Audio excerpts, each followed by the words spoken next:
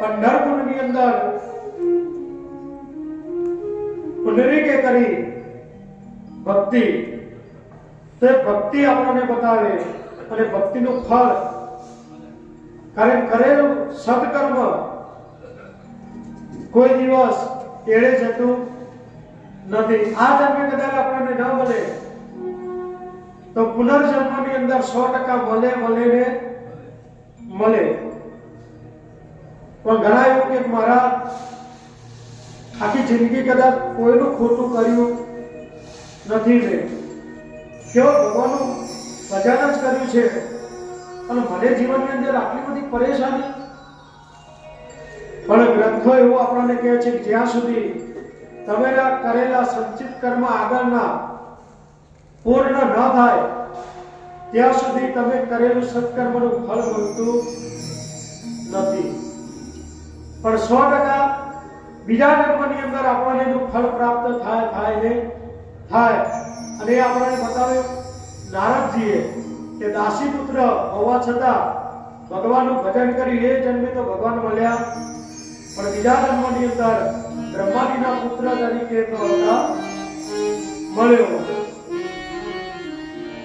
તો એ આપણને બતાવે છે કે ભક્તિ કરવી, ભિન્ન તથા અભિન્ન ચિન્મય તન્મયથી બનવું, ધ્યાન ધરવું અને ધ્યાનથી પરમાત્માને પ્રાપ્ત કરવા.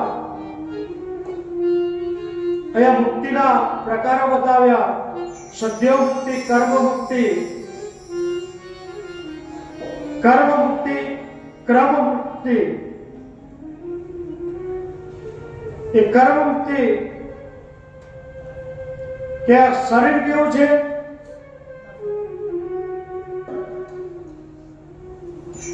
સ્થૂળ શરીર છે, સૂક્ષ્મ શરીર છે.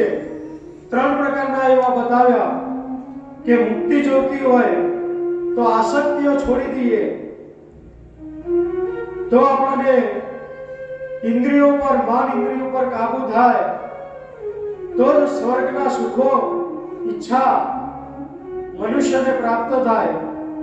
એટલે મનુષ્ય પોતાનું સ્થૂળ શરીર, સૂક્ષ્મ શરીર અને કારણ શરીર, એ ત્રણેય શરીરને પોતાના જ્ઞાનાથી જલાવી એનાથી મુક્તિ થઈ અને મુક્ત બને છે. સકામ સાધના અને નિષ્કામ સાધના. સકામ